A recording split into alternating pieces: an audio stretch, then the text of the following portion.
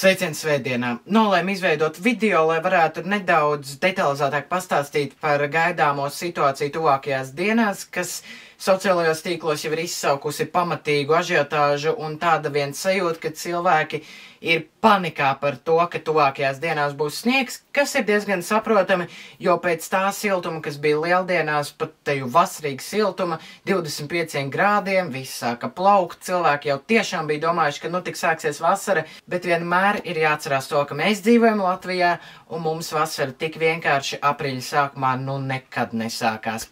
Bet tad īsumā par to, kas tad gaidāms tuvākajās dienās, kā jau minēju, tad par to, kur sniks, cik daudz sniks un kādu tad ietekmi nesīs šie laikapstākļi, kas tuvākajās dienās virs Latvijas izskatās būs pat ļoti dinamiski. Sāksim ar pašreizējo situāciju. Šajā animācijā varat redzēt satelītu uzņēmumu ar balto krāsu attēloti zemāki mākoņi, ar zilgan zaļu krāsu augsti mākoņi,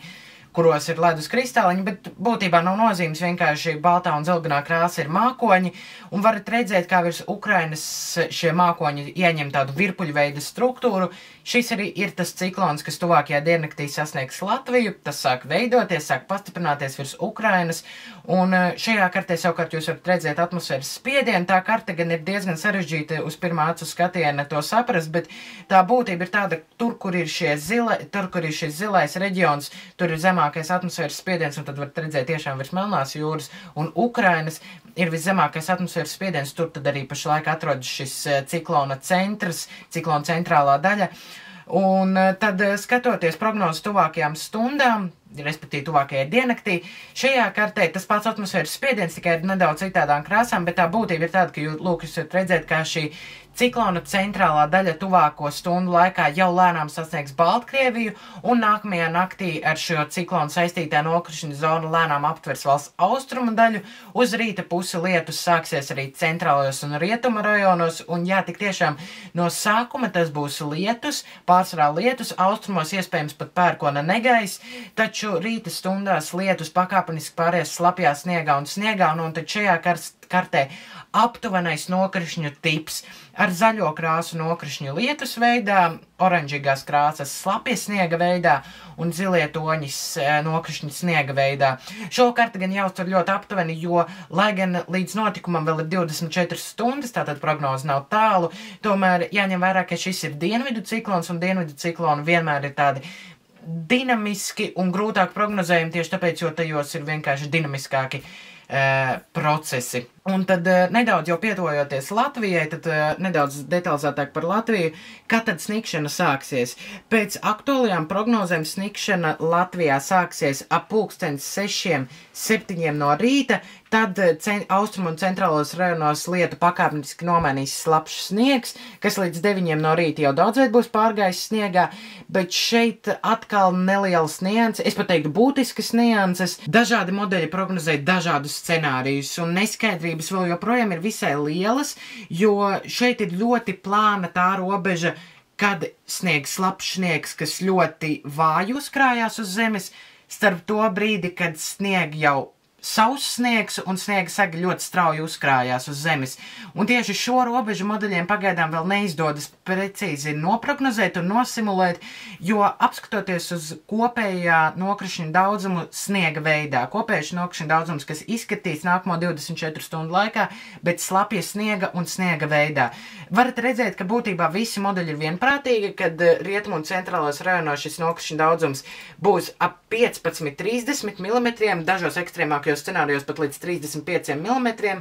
Šeit varētu noderēt formula, ka 1 mm ir 1 cm sniega, bet tā ir ļoti aptuvena formula, kas ļoti krasi atšķirās no sinoptiskās situācijas un pēc attiecīgajiem apstākļiem, kādi šajā teritorijā ir, bet ļoti neiedziļināšos tajā. Vienkārši mēs aptuveni varam redzēt, ka nokrišņa daudzums būs visai liels, mēs varam redzēt tās teritorijas, kur ties nokrišņa daudzums būs vislielāks, un modeļi ir vienprātīgi, arī, ka tas būs rietumu un centrālajos rajonos, bet ja mēs apskatāmies faktiskās sniegsegas biezumu, nevis nosnigušā sniega daudzumu, bet faktisko sniegsegas biezumu, tad varat redzēt, ka modeļiem ir ļoti atšķirīgs domas. Eiropas modelis un GFS modelis ir ļoti optimistiski un uzrāda pat 5 līdz 15 cm sniega, kas vietām var uzsnigt. Savukārt augstākas izšķirtspējas modeļis tik daudz sniega prognozē pavisam lokāli un uzrāda, ka tāda nopietna sniega sega uz zemes uzkrāsies tikai vietām.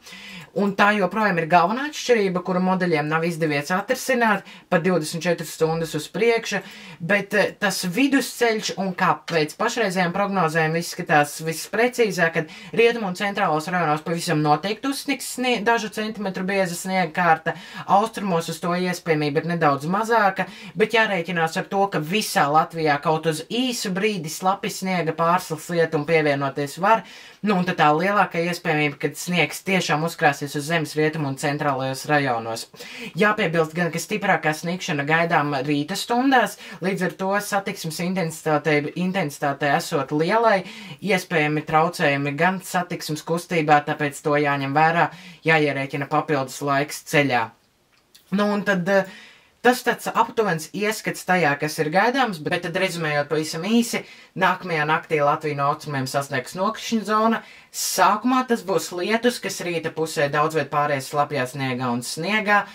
Valsts centrālajā un rietumu daļā var uzsnigt daži centimetri sniega, austrumu rajonos tajā pašā laikā var būt arī pērkona negaiss rīt pirmdienas laikā, un snigšana mitēsies tikai otrdienas rītā. Sniegsega saglabāsies līdz pat otrdienas vakaram, jo temperatūra joprojām būs robežās ap +1, -1 grādu, un tāds nobeigums nokrišņiem izskatās varētu būt tikai nākamās nedēļas nogalē, un runājot par to, izskatās, ka mēs varētu piedzīvot ļoti lielu nokrišņu daudzumu. Šajā animācijā kopējais nokrišņu daudzums milimetros tuvākajās 7 dienās varat redzēt, ka mūsu reģions šķērsos 3 secīgi cikloni, kas katrs no tiem nesīs 15–20 mm nokrišņu, kā rezultātā nedēļas beigās vietām Latvijā jau būs nolijuši 50–70 mm nokrišņu, kas ir visa aprīļa mēneša nokrišņu norma. Līdz ar to arī to jāņem vērā, jo upēs celsies ūdens līmenis, bet nav jāuztraucās, stihija nav gaidāma, vienkārši jārēķinās ar to, ka it īpaši rīt un parīt gaidāms gan sniegs, kas var apgrūtināt pārvietošanos, bet nedēļas turpinājumā, nedēļas vidū jau ilgstošāks lietus, ļoti daudz nokrišņu, un pagaidām izskatās, ka nedēļas izskaņā parādās cerības uz siltumu, bet par to gan vēl nekomentēšu, lai neizsauktu vēl vienu emociju vētru sociālajos tīklos. Paldies par uzmanību, gaidam rītdienu un sekojiet līdz man sociālajos tīklos, kur informāciju nodošu daudz operatīvāk. Visu labu!